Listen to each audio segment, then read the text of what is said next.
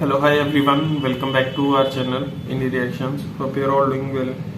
आज हम लोग चेकआउट करेंगे संदीप महेश्वरी के कॉन्वर्सेशन अवध ओझा सर के साथ एपिसोड 70. तो let's jump to the video.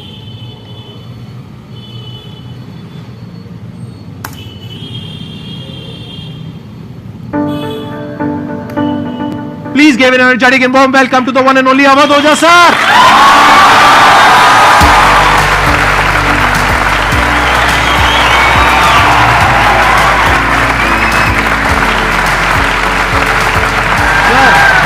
Hello sir, क्या हाल चाल? बैठिए जी, बैठिए. आइए. Thank you.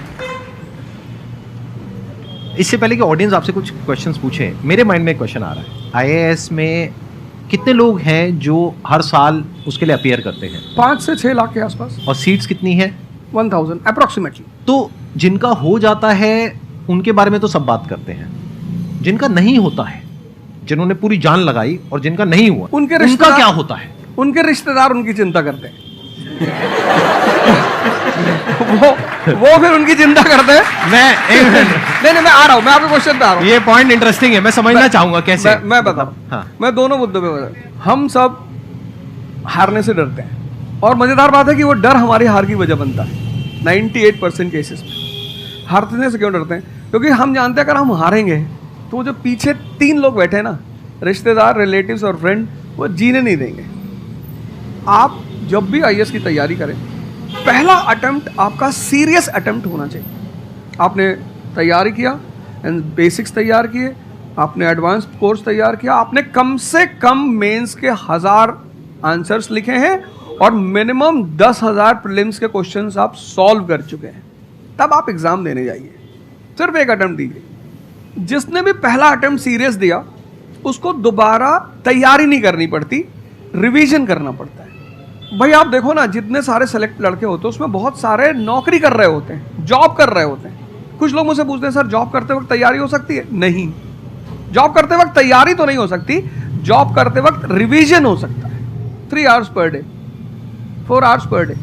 तो मेरी एडवाइस ये है, क्योंकि ये एक बहुत रिस्की खेल है ये. मैं खुद ही बाहर हुआ और फिर मैं कितने लोगों को देखता हूँ जो 5-5, 6-6 अटेम्प्ट के बाद बाहर होते हैं. तो जिनको भी इस गेम में शामिल होना है, एक अटेम्प्ट सीरियसली आपका होता है, बहुत अच्छा है. आपको मैक्सिमम रिस्क लेना है तो आप 2 ले लो, उसके बाद अपना काम शुरू करो. जो आपका सेकंड लाइन थॉट था, कोई लॉयर बनना चाहता है, कोई मेडिकल लाइन में जाना चाहता है, कोई मतलब जो भी आप एंटरप्रेन्योर बनना चाहते हैं, आप करो, लेकिन अपने वो रिवीजन वाले 4 आवर बचा के रखो. आपने कितने अटेम्प्ट्स दिए थे सर? 4 अटेम्प्ट्स आपने दिए थे. और आपने कहीं से कोचिंग ली थी, यानी लाखों रुपए दिए थे कोचिंग में? नहीं, तब लाखों नहीं थे, तब हजारों थे. अच्छा, हजारों रुपए आपने खर्च करे थे और आप एक मिडिल क्लास बैकग्राउंड से थे. तो टोटल 4 साल में आपका कितना पैसा लग गया होगा? रहना, खाना, पीना, और आपने तो पूरी तैयारी करी होगी, साथ में कुछ और नहीं किया होगा? I think so. कुछ नहीं किया, बिल्कुल. तो कितना आपका 4 साल में अच्छा खासा पैसा? 5-6 लाख रुपए लगे. 5-6 लाख रुपए उस समय लगे. आज के समय पे अगर किसी को कोचिंग लेनी है तो आई थिंक इससे 3-4 गुना, 5 गुना आराम से लगेगा. आराम से लगेगा. तो 15-20 लाख रुपए उस इंसान का लग गया, और वो है एक मिडिल क्लास बैकग्राउंड से. Middle class background. अब वो कहीं ऐसा तो नहीं कि वो ना यहाँ करा ना वहाँ करा 4-5 साल बाद? हाँ, वही मैंने कहा कि अब आप, जब हमारे समय तो ठीक था, अब आप रिस्क पूरा नहीं ले सकते. You have to be cautious. अब इनको कॉशियस होना पड़ेगा कि ठीक है, जैसे बड़े सारे लड़के क्या करते हैं, वो 1-2 अटेम्प्ट ऐसे ही देते हैं. अब तो इनके पास 6 अटेम्प्ट हैं. ओबीसी हैं तो और ज़्यादा है, SC/ST हैं तो और ज़्यादा है.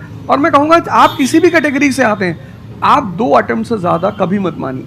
ये पॉइंट बहुत अच्छा है कि आइडियली आपको अपने माइंड में ये रखना है कि एक ही अटेम्प्ट है मेरे पास में. मैक्सिमम अगर आपकी फैमिली अफोर्ड कर सकती है तो 2 अटेम्प्ट है. उसके बाद में अपने काम पे ध्यान देना है और इसको एज अ रिवीजन की तरह देखना है. मतलब इसको साथ साथ में चलाना है. ये नहीं कि अपने 5 साल या 6 साल लाइफ के सारे यहीं निकाल दिए और सारा पैसा घर वालों का लगा दिया, या उन्होंने खेत बेच दिया, या लोन ले लिया. ऐसी बहुत कहानियां मैंने सुनी है सर लोगों की, और बहुत ही दर्द होता है ऐसी कहानियां देख करके. ऐसे लोगों की जो कहानियां हैं वो उसको सुन करके बहुत ही बुरा लगता है अंदर से. चलिए आगे बढ़ते हैं जी. Sir, I wanted to ask how to fight the basically fear that we feel. Like there are lot many fears that we face, not only in studies but in each aspect of life. There is some kind of fear. How to fight that? How to come back? How to have that courage in life? Fear बड़ी प्यारी चीज़ है. हमने कुछ words को बड़ा negative बना लिया है. जैसे अब बच्चा है 2 साल का, उसको तो फियर होता नहीं, उसे कुछ पता नहीं, उसने कोबरा देखा, जाके पकड़ लिया. वो तो बाद में घर वालों ने देखा तो पता चला कि भैया कोबरा पकड़ के घूम रहा है। लेकिन हम बड़े हो गए ना, अब हम कोबरा देखेंगे तो वो हमारी बॉडी की जो मैकेनिज्म है वो हमें वार्न करेगी, अलर्ट करेगी। दैट इज नेचुरल फियर, वो अच्छी चीज है। जिस चीज की आप बात कर रहे हो वो फियर नहीं है, वो ओवर थिंकिंग है। आज का जो युवा है वो फियर से परेशान नहीं है, वो ओवर थिंकिंग से परेशान है। अब ये ओवर थिंकिंग क्यों है, उस फैक्टर पे आते हैं। ओवर थिंकिंग की वजह क्या है? ओवर थिंकिंग की वजह यह है कि आज का समाज इतना एक्सपैंड कर चुका है। You are outside your house, तुमको तुम्हारी दोस्त मिल गई कि मैं कल लंदन से आई, क्या लाइफ है लंदन में यार, और मैं तो ये कर रही वो कर रही। आपको लगा हम पागल हैं यार, IAS की तैयारी कर रहे हैं। फिर शाम को किसी फ्रेंड का फोन आ गया कि मैं तो अब ऑस्ट्रेलिया जा रही हूँ, मैं तो वहीं सेटल हो जाऊँ। 90s में हमारे पास इतने स्कोप नहीं थे। हमारी जो लाइफ थी वहाँ ओवर थिंकिंग इसलिए नहीं थी, आपने भी सर देखा होगा, क्योंकि हमारे पास इतने स्कोप नहीं थे। आज तुम्हारी जनरेशन में यू हैव मल्टीपल फील्ड्स, मतलब इतने सारे फील्ड्स ओपन है। तो जब तुम घूम के चारों तरफ देखते हो और तुम देखते हो कि तुम्हारे ही साथ के लोग बड़ी सारी फील्ड में एक्सेल कर रहे हैं, काम कर रहे हैं, अर्न कर रहे हैं, तो तुम्हारा दिमाग भागना शुरू करता है। फिर क्या होता है, हमारे पेरेंट्स हमसे ज्यादा ओवर थिंकिंग करते हैं, क्योंकि बड़े हमको लेकर कॉशियस होते हैं। हाँ। एक हमने ओवर थिंकिंग की, हम अपना संभाल लें किसी तरह। हम घर के अंदर गए, मम्मी रो रही है कि वो निशा मिली थी, 20 लाख का पैकेज है उसका। दूसरा प्रेशर तुम्हारे ऊपर आ गया। ये जो प्रेशर हम मल्टीपल फेस करते हैं, तो एक तुम्हारा प्रेशर, एक माँ बाप का प्रेशर। पता लगा बुआ जी ने रात में फोन कर दिया, क्या कर रही हो जी? तुम सारे लोग प्रेशर से लड़ रहे हो इस वक्त, मल्टीपल फ्रंट पे। ये कोई फियर उयर नहीं है। ये प्रेशर दूर कैसे होगा, इस पे थोड़ी सी बात कर ले। जहां इंटरनल ताकत है वहां कॉन्फिडेंस है। आज का युवा क्या कर रहा है, बादाम का तेल लगा रहा है, बादाम की क्रीम लगा रहा है, बादाम का साबुन लगा रहा है, खा रहा गुटखा।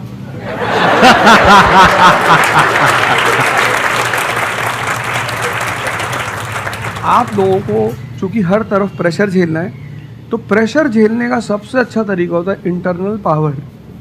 तभी तो मैं जहां भी जाता हूं एक चीज रिपीट करता हूं, योगा करो, ध्यान करो। ध्यान करोगे मन ताकतवर हो जाएगा। सर, आपने जैसे कि अभी बोला कि मेंटल स्टेट के लिए एक्सरसाइज करो, योगा करो। तो पहले तो मैं फिजियोथेरेपिस्ट हूँ, ठीक है। मैं सुबह से मतलब योगा या एक्सरसाइज मेरा डेली रूटीन है, करना भी और कराना भी। उसके बाद भी at the end of the day मैं डिप्रेस हो जाती हूँ। ये नहीं कि मन नहीं लगता, इस चीज़ में ही मन लगता है, फैमिली से भी पूरा मन लगता है, ठीक है। उसके बाद भी end of the day depress हो जाती हूँ। तो उसको डिप्रेशन कैसे कम करी जाए? हम किसके साथ रहते हैं वो बहुत इंपॉर्टेंट है। मेरे एक दोस्त मेरे साथ आ रहे थे आज से करीब 7-8 साल पहले, धौला कुआं से। रात का टाइम था और हम दोनों, मैं गाड़ी चला रहा था, हम इंडिया गेट के सामने से निकले तो उन्होंने मुझसे कहा कि अब हम बुढ़े हो गए। मैंने गाड़ी रोकी, मैंने कहा उतरो। तो उन्होंने कहा कि क्या हुआ? मैंने कहा उतरो तो, उतरो जरा। उतर गए, दरवाजा बंद करो, चले गए। आज तक मैंने उनसे बात नहीं की। वो सब पूछते हैं आज, अब तो खैर बात ही नहीं होती, पर वो बहुत उन्होंने कोशिश की कि अब क्या हुआ। तुम दिन भर अपने आप को मोटिवेट करती हो, काम करती हो, जब तुम वापस घर में आती हो, अपने समाज में जाती हो, तो सब तुम्हारे मेंटल स्टेटस का थोड़ी है, तो तुम्हारी सारी ऊर्जा को खींच लेते हैं। इसीलिए तो माँ बाप हमारी संगत पे बड़ा ध्यान देते हैं। तुम्हें लगता होगा कि माँ बाप कितने बदमाश हैं, माँ बाप भगवान हैं। उनका एक्सपीरियंस तुम अपने दोस्तों को लेके जाया करो उनके सामने। कोई अल्ट्रासाउंड क्या करेगा जितना माँ बाप करते हैं, कोई स्कैनर क्या करेगा, सही बात है, देख के कोई फोटो कैमरा क्या फोटो खींचेगी, देख के बता देते हैं। बहुत दुष्ट है ये, इसकी आंख के नीचे देखो यहाँ निशान है, बहुत दुष्ट है ये। और वो लॉजिक भी बड़ी अच्छी सी देते हैं, कोई कुछ भी देते हैं लेकिन बड़ा अच्छा सा लॉजिक देते हैं। तो ये हमारे साथ होता है, इसलिए हमें पहले गुरुकुल भेजा जाता था। और आज की हमारी सोसाइटी इसको सिर्फ नेगेटिव दिखाई पड़ रहा है। मैं अभी अब घर गया था, हमसे लोग कह रहे भैया 24 का चुनाव लड़ोगे? मैंने कहा यार पॉलिटिकल पार्टियां कह रही कि तुम सीधे प्रधानमंत्री बन जाओ। अननेसेसरी परेशान किए होगा, अननेसेसरी दूसरों से मत। और ये एक जगह का नहीं है, ये यूनिवर्सल हो चुका है। तुमने कह दिया कि मैं आईएएस की तैयारी कर रही हूँ, अरे नहीं होता किसी का। तिवारी जी की लड़की दी थी, 2 साल बाद पागल हो गई। तुम इतने डिप्रेस समाज में रह रहे हो। वो तो महेश्वरी जी जैसे लोग हैं जिन्होंने बहुत लोगों को जिंदा कर रखा है। Thank you sir.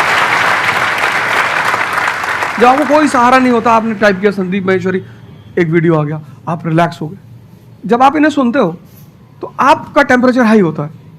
तो एक ही आदमी को आप सुनते हो ना जिससे टेम्परेचर हाई हुआ, हमको सुन लिया कुछ ज्यादा ही हाई हो गया। लेकिन 2 लोगों को छोड़ दो, 3 लोगों को छोड़ दो, 4 लोगों को, ऐसे 10-12 लोग हिंदुस्तान में है, पॉपुलेशन 1 बिलियन 50 करोड़। तो तुम 10 लोगों को सुनो और बाकी जो तुम्हारे साथ 500 जुड़े हैं वो तुम्हें तो नीचे ही ले जा रहे हैं। इससे बचो, अपनी सर्कल को थोड़ा सा रिजर्व करो। तुम किससे बात करते हो, कौन सा लिटरेचर पढ़ते हो, लिटरेचर पर ध्यान दो। जैसे मैं रश्मिरथ पढ़ता रहता हूँ, खाली हुआ, प्रसादों के कनकाब शिखर होते कबूतरों के ही घर। ये जो बड़े बड़े मकान हैं, कभी किसी बाज को यहाँ रहते हुए देखा? कबूतर रहते हैं। क्या लाइन है, प्रसादों के कनकाब शिखर, कितने मतलब महलों के जो बड़े बड़े शिखर, उसमें सिर्फ कबूतर रहते हैं। प्रसादों के कनकाब शिखर होते कबूतरों के ही घर, महलों में गरुड़ न रहता है, कंचन पर कभी न सोता। कंचन मतलब सोना। लग्जरी नहीं चाहिए। तुम लोग इतनी लग्जरी चाहते हो, लग्जरी आदमी को मेंटली कमजोर बनाती है। मैं आश्रम में था, मैंने ज़्यादा खाना खा लिया। मेरा एक नियम है, नो एक्सरसाइज नो फूड। मतलब अगर मैं एक्सरसाइज नहीं करूँगा तो मैं खाना नहीं खाऊँ। वहाँ एक बाबा जी, वो प्रेम में उन्होंने घी पे घी डालते चले, मैंने खा लो। फिर वो हुआ कि भाई यहाँ घूमेंगे, चारों तरफ जंगल है, डरा दिया इन लोगों ने। एक बार एक भालू एक आदमी की टांग काट के ले गया। अरे मैंने कहा आज कोई भालू वालू नहीं आएगा, मैं जाऊंगा। फिर मैंने 4-5 लोगों को तैयार किया अपने साथ, उनको थोड़ा मोटिवेट किया कि जंगल में घूमने से ऑक्सीजन लेवल बढ़ता है। वो लोग भी तैयार हो गए कि चलो। तो हमारे साथ एक साहब अमेरिका से आए हुए थे, वो भी वॉक करने निकले, बोले हम भी चलेंगे। मैंने कहा भाई साहब क्यों जा रहे हो? कहते हम भी चलेंगे। मैं उनका नाम नहीं लूंगा। 1 किलोमीटर के बाद उन्होंने मुझसे कहा मेरे बैग में यहाँ बहुत पेन हो रहा है। 1 किलोमीटर। तुम लोगों ने पता है अपने आप को कष्ट देना छोड़ दिया। You are dying for luxury, you have become weak physically and mentally. थोड़ा थोड़ा सा कष्ट दो अपने आप को, थोड़ा टेम्परेचर हाई रखो, थोड़ा बड़े टेम्परेचर वालों के साथ रहो। हमने अपने आप को कष्ट, हम कौन सी नॉवेल पढ़ रहे हैं? Half girlfriend. अच्छी है, अच्छी है, अच्छी, मैं ये नहीं कह रहा हूं, मैं कुछ बोल देता हूं। अच्छी है मतलब आपने पढ़ी है।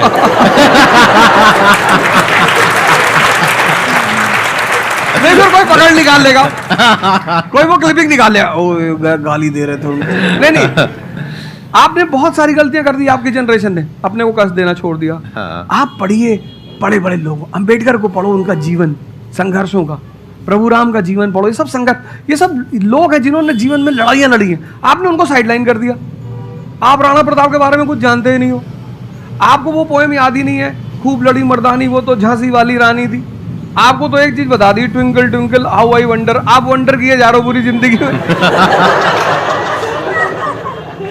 आपने कहा कि पूरे दिन मैं अपना काम करती हूँ, दैट इज फिजियोथेरेपी जो आप करते हैं, और शाम तक आते आते आपको थोड़ा सा डिप्रेस फील होता है, थोड़ा सा डाउन फील होता है, तो उसके पीछे क्या रीजन है आप बताइए।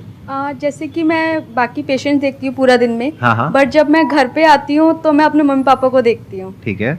जो मैं उनको कहती हूँ कि आपको ये एक्सरसाइज करनी है, ये करना है, आपके लिए ये ज़रूरी है, वो ये नहीं करते। तो फिर वो मुझे डिप्रेस होता है कि मैं जब सबको सही करती हूँ और मैं अपने घर में ही सही नहीं कर पा रही। आप सबको सही नहीं करते हो, आप उन लोगों को सही करते हो जो आपके पास आते हैं। हाँ एग्जैक्टली। तो अगर आपके पेरेंट्स सही नहीं होना चाहते हैं तो उनको कौन सही करेगा? बेसिकली हमारी प्रॉब्लम क्या है कि जो नहीं करना चाहता उसको भी करवाना चाहते हैं। फॉर एग्जाम्पल आप में से यहाँ पे कुछ लोग बैठे हैं और बैठे हैं जो कहते हैं कि भाई आप कुछ भी बोल दो, हम तो जैसे थे वैसे ही रहेंगे, उखाड़ लो जो उखाड़ सकते हो, आप अकेले आ जाओ, आप साथ में हो जाओ, सर को ले आओ, आप 10 को ले आओ, हम तो नहीं बदलने वाले। उनका कोई कुछ कर सकता है? समझ गए? तो यहाँ पे किसका एक्चुअल में किसकी लाइफ बदलने वाली है? यहाँ पर हो सकता है कुछ साल बाद आप ही में से कोई यहाँ पर बैठा होगा, बट वो इंसान कौन होगा? जो खुद अंदर से बदलना चाहता है ना। Yes sir, thank you sir. Please have a seat. मेरा संदीप सर से एक क्वेश्चन है कि जैसे हम लोग जब आपकी वीडियोस देखते हैं तो हम लोग मोटिवेटेड हो जाते हैं कि हम लोगों को गवर्नमेंट से या फिर इन सब फील्ड्स में छोड़ के अपना कुछ स्टार्ट करना चाहिए, जिससे देश में एंटरप्रेन्योर्स या फिर जॉब्स बढ़े। फिर हम लोग देखते हैं आप लोगों को कि भाई यूपीएससी में एक ऐसी पावर होती है जो हम करना चाहते हैं वहाँ पे हमको डायरेक्ट पावर मिलती है। जैसे कि मैं अगर एजुकेशन के फील्ड में कुछ अच्छा करना चाहती हूँ तो मेरे पास डायरेक्ट पावर होती है कि हम लोग वहाँ से कर सकते हैं। तो मैं ऐसा, मेरे पास ये क्वेश्चन फिर मतलब दोनों में कॉन्ट्राडिक्शन चलता रहता है। ना कॉन्ट्रडिक्शन नहीं चल रहा है, इसे कॉन्ट्रडिक्शन नहीं कहते, इसे कंफ्यूजन कहते हैं। मतलब एक गोल होता है ना, या फिर एक मतलब हमारे पास एक टारगेट होता है कि हम ये काम करने के लिए यूपीएससी में जा रहे हैं। नहीं, सरकार जो कहेगी वो करना है। हाँ, I was about to say that. आपका क्या गोल है? आप क्यों कर, और आपने आपका क्या थोड़ी है target आपकी पार्टी का मैनिफेस्टो थोड़ी है, घोषणा पत्र। आप एक राजपत्रित अधिकारी हैं, गेजेटेड ऑफिसर। आपका जो मिनिस्टर होगा फोन मिलेगा, मैडम जी ये कस्तूरबा गांधी प्लान में अभी तक कितना काम हुआ? जी sir, I give the review in the evening sir. Okay, thank you. ठीक है मैडम, बाय, खत्म। सो आपका कहने का मतलब है कि जो सिविल सर्वेंट बनते हैं या आईएएस ऑफिसर बनते हैं उनके पास कोई पावर नहीं होती? पावर होती है जब तक जनता अपनी पावर नहीं समझती। आज की डेट में इस देश में पावरफुल कौन है? जनता। We the people of India solemnly resolve. Yes sir. ये जनता बेचारी पावर जानती है तो डीएम का ऑफिस में चले जाते, हुजूर इसको बेचारे को बताएं, नेता देखा, मेंबर ऑफ पार्लियामेंट देखा, क्या पैर छू लिए, तेरे फूफा है? नहीं भैया नहीं भैया, सांसद जी हैं। सांसद जी हैं तो क्यों पैर छू रहा है? तो पावर इस असलियत में इस देश की जनता के पास है। क्योंकि वो जानती नहीं है, इसलिए तुमको इनके पास इनको काम करने का अधिकार है। ये है the right to work, the right to implement. लेकिन चूंकि जनता अपने अधिकार को नहीं जानती तो तुम्हें दूर से दिखाई पड़ता है कि अरे आप बेटा कंफ्यूजन से बाहर आओ, ठीक है? और ग्लैमर मत देखो। आप बेसिकली पावर नहीं देख रहे हो, आप ग्लैमर देख रहे हो।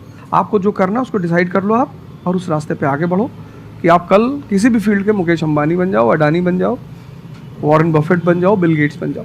इस रास्ते पे जाओ।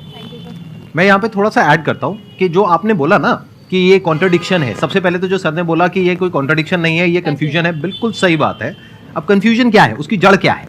आप क्या कर रहे हो? आप बस हम लोगों की बातें सुन रहे हो। यहाँ से मैंने कुछ बोला, इन्होंने कुछ बोला, दोनों अलग अलग स्टैंड पॉइंट है। मतलब इस दुनिया में आर्ट्स भी है, साइंस भी है, कॉमर्स भी है। अब आप कहोगे अब तीनों में कॉन्ट्रडिक्शन है। अरे कॉन्ट्रडिक्शन नहीं है, अलग अलग लोगों के लिए अलग अलग स्ट्रीम्स है। डिपेंड्स अपॉन कि आपकी प्रेफरेंस क्या है, आपकी प्रायोरिटीज क्या है। तो आपको तीन चीजें देखनी पड़ेगी, एक अपना पास्ट, अपना प्रेजेंट और अपना फ्यूचर। कि पास्ट में आपने कैसा परफॉर्म किया है। अगर आप पढ़ाई में बहुत अच्छे रहे हो तो आपको क्लियर नजर आएगा कि अच्छा मुझे पढ़ाई से रिलेटेड कुछ करना है, तो वहां से रास्ता क्लियर हो जाता है। बट अगर आपके दिमाग में 24 घंटे बिजनेस आइडियाज घूमते रहते हैं, जहां भी जाते हो वहां पे गोलगप्पे खा रहे होते हो, आपके दिमाग में चल रहा होता है, अबे इतने पैसे ले लिए, उसमें से इतने का गोलगप्पा, इतने का पानी है, पानी तो इतना फ्री होता है, मेरे से लिया 20 रुपए, ये तो 5 रुपए का काम है, तो 15 रुपए इसके पास में गए, कितने लोगों ने एक दिन में खा लिए, इतने पैसे कमा लिए, व्हाटएवर। अगर इस तरह का आपका माइंडसेट है तो वहां पे एंटरप्रेन्योरशिप, स्टार्टअप, इन सब चीजों का बेनिफिट है। तो हर रास्ता हर एक के लिए नहीं होता है। तो ये आपको कैसे समझ आएगा? अपने पास्ट को देखकर। दूसरा, अपने प्रेजेंट को देखो कि आपके पास में क्या रिसोर्सेज हैं। सोचने से क्या होता है, आपको ये भी तो देखना पड़ेगा आपके पास में क्या रिसोर्सेज हैं। उसके बेस पर आप सोच सकते हो ना। कल को आप कहो कि मैं एक टेलीकॉम कंपनी लॉन्च करूंगी जो कि जियो को कंपटीशन देगी, ठीक है, सोच लो। कुछ नहीं होगा। क्या है पीछे, बैकग्राउंड क्या है, आपके पास में क्या रिसोर्सेज है, how are you going to compete. तो आप फालतू में कुछ भी सोच रहे हो ना। तो यहाँ पे कॉन्ट्रडिक्शन क्या है, कंफ्यूजन क्या है? कुछ भी नहीं। तो जब आपके रिसोर्सेज ही आपको अलाउ नहीं कर रहे वो करने के लिए, तो सोच क्यों रहे हो?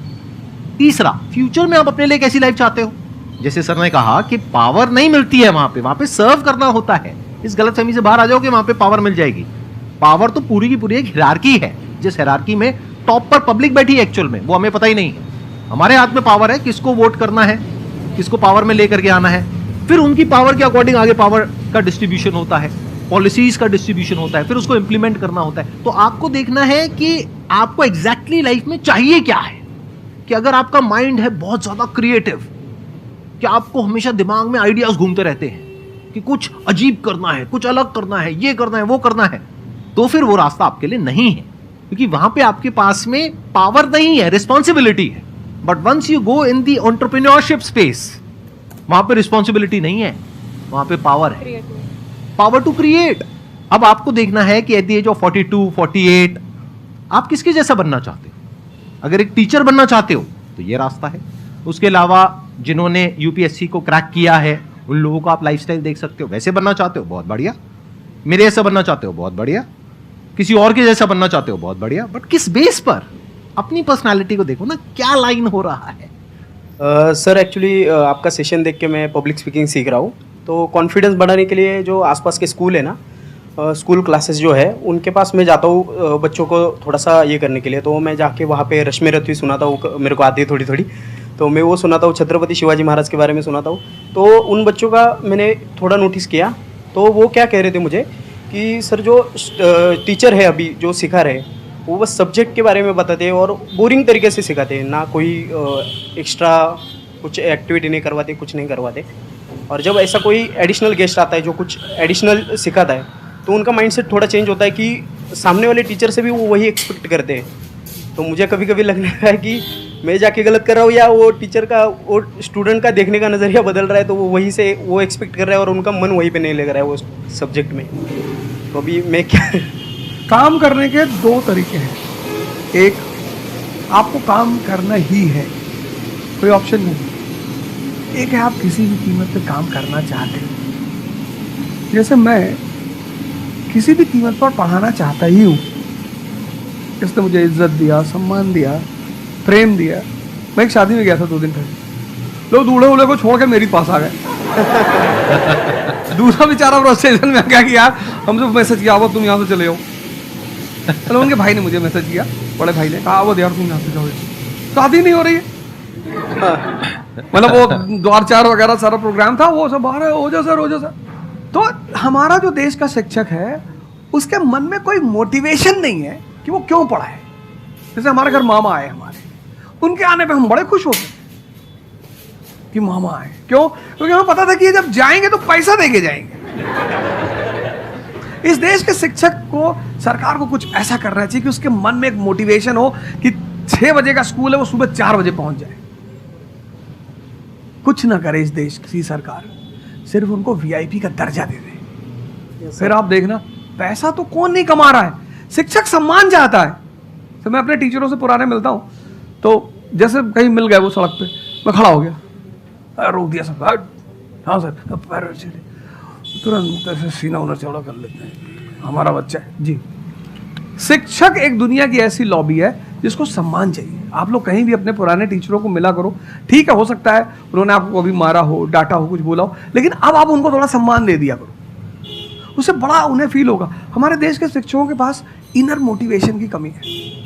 कुछ लोग हैं जो इंडिविजुअल मोटिवेटेड रहते हैं, वो करते हैं कई सारे टीचर, लेकिन वो इंडिविजुअल, कुछ लोग होते हैं ना जिनको अपने धर्म का एहसास होता है, उनके लिए वो ड्यूटी नहीं होती, वो धर्म है उनका। तो वो तो जैसे भाई आप जाके आप धर्म के रूप में कर रहे हैं, 2-4 टीचर और भी कर रहे हैं, 10 टीचर और भी कर रहे हैं, लेकिन सरकार को, टीचरों को कुछ तो ऐसा करना चाहिए कि उन्हें फील हो कि नहीं यार ये हमारा देश है, ये हमारे बच्चे हैं, हमें इनको बनाना है और ऊपर उठाना है। तो अगर सरकार कुछ ऐसा कर देगी ना, सेल्फ मोटिवेशन दे देगी, अरे फिर तुम देखना इस देश के टीचरों। सर, इसमें आपसे बात करते करते ना मेरे माइंड में एक सोल्यूशन आ रहा है, क्योंकि एज एन एंटरप्रेन्योर मेरे माइंड में सिस्टम्स एंड प्रोसेसेस घूमते हैं।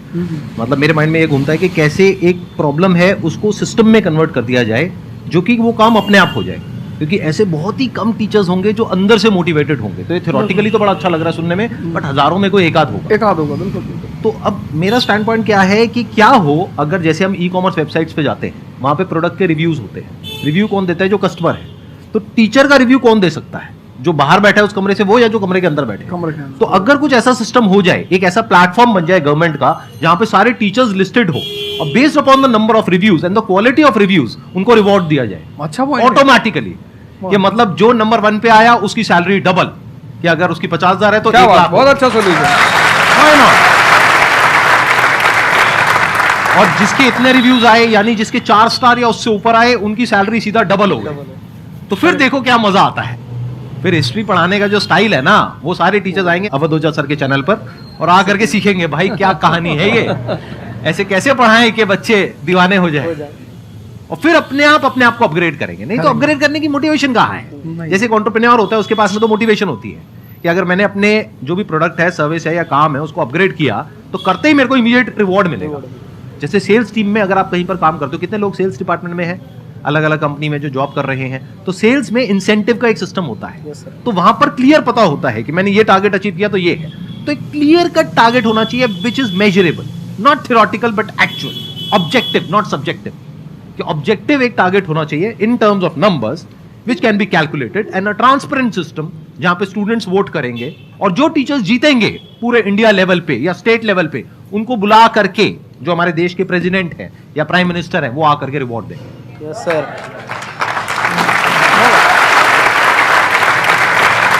Thank you so much sir आने के लिए यहाँ पर, दिल से धन्यवाद। मुझे बड़ा अच्छा लगा आपसे बात मुझे करके। बहुत अच्छा लगा यहाँ आके। Thank you sir.